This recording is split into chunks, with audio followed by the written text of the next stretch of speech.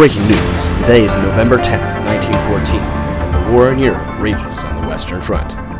It makes me very sad to inform you that the Ypres Cathedral has just been destroyed by combatants in Belgium, after the destruction of the Reims Cathedral in France just prior. We now bring you to an exclusive Zoom call from 700 years ago. We apologize in advance for any disruption in the file. It was a little damaged. Disclaimer. All depictions are historically accurate. Wait, hold on. No, guys, this is wrong. We need to fix this right now. Hello, production. Go a bit faster. All right, that's good. Disclaimer: not all depictions are historically accurate. Oh, your mic is. Yeah. Got it. It's great to have you on this day. Around 1345, John Gothic architecture who constructed the Reims Cathedral. Thanks for having me, Bob. Sorry my camera isn't working today. So first, I gotta ask you the question that's been on everybody's mind. Who are those weird guys on the front of the walls? Well, I decided to call it the Gallery of Kings. Obviously, there's the Virgin Mary, Jesus, and the largest scene depicted is Clovis the First with his wife, Saint Clotilde, getting baptized by Saint Remigius. And of course, the Virgin Mary again, just for good measure. And what other things did you put in this big building? I put flying buttresses in.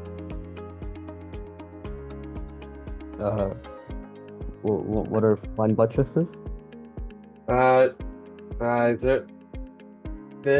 buildings that we made in the past were so tall they needed extra support for the walls, but normal buttresses blocked a lot of the light, so we moved the buttresses away from the wall to make flying buttresses. What was your inspiration for these, and the cathedral in general? The Romanesque architecture inspired me. Their churches were cool. They had vaults in the middle and buttresses on the inside, but I, in my infinite genius, decided to move them outside and split them, then connect them with an arch in order to have more open interior. I was inspired by Abbot Chiguer and his redesign of Abbey of Saint Denis, which is what we, the cool kids, are calling the first Gothic cathedral, whatever that means. What other cool things did you add to this cathedral? Well, I added a bunch of pointed arches, because the round arches from the Romanesque era used too much material. I also used rib vaults so that the weight of the building was more supported. Even more! Turns out buildings? Heavy! Who knew?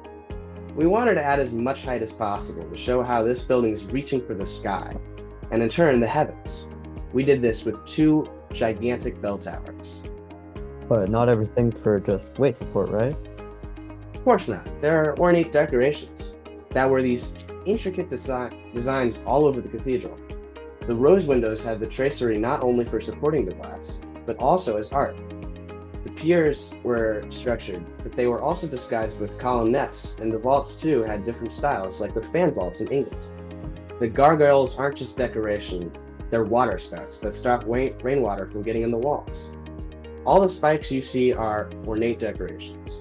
We finished building this cathedral around 1330, I think, probably. I didn't really pay that much attention to the date, and I didn't write it down.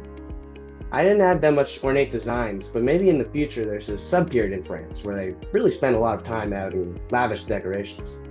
I hope no damages are done to it in the future, like a fire or a bomb or anything. Styles and periods are different in other countries, like in Germany. They're using bricks and have a lot of intricate stonework. In Wales, they're using more simpler, horizontally complex styles with a lot of big windows and spires. We wanted to have a church that's like you're already in heaven. There's a lot of symbolism, like the floor plan. The shape of every cathedral is a cross to symbolize walking the path of God. First, you enter through the bottom of the cross, the narthex. Then you enter through the nave for worship. Then you can pass the crossing and transept to listen to the choir. Alright, well, any last questions? Well, I just hope this beautiful style doesn't leave by something like a cultural shift of the taste by the people into something like rounded arches and rounded domes. If it does, I hope it comes back, say, 300 years later. Well, thanks again, John, for coming to this interview. No problem. If you're just joining us, that was a Zoom call from 700 years ago that we have. And the Ypres Cathedral and the Reims Cathedral have been destroyed by combatants on the Western Front. And this music is thematically relevant to the Gothic period. It's cool. It was a Gregorian chant describing the Last Judgment in the Bible. And now a message from today's sponsors.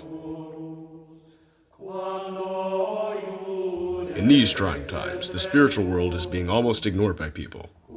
The combatants in Western Europe are focused, above all, on nothing but victory, and have no sympathy for the people's lives and heavenly souls they are destroying by destroying these churches.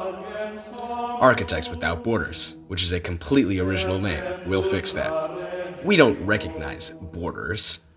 We will help reconstruction with the poor French and Belgians going into the war zone to help restore holiness to them. But we need your help. Donate to Architects Without Borders today to help out these poor civilians in these trying times. And now, after all this sadness, one of our members has written a commemorative rap to honor these beautiful buildings. If you want to come in, go through the portal, which is the door. Once you step in, you'll be transported to another world, which is the heavens. When you look around, you'll be flying like the buttresses. And angels will point towards God, like the towers at the sky. And also the arches, which are also pointed. Also the rivers, guess what? They're also pointed. And the rose windows, they let the light in, just like how you should let God into your life. When you step in, you'll be walking on a cross, because the floor is in the shape of a cross. So you should come in to this beautiful cathedral. The angels welcome you. Hey there everybody, thanks for watching my video on Gothic architecture. I blurred everyone's face out to protect their privacy when I upload this to YouTube. I made this with 2 other people. And, make sure to hit that subscribe button and watch another video of mine.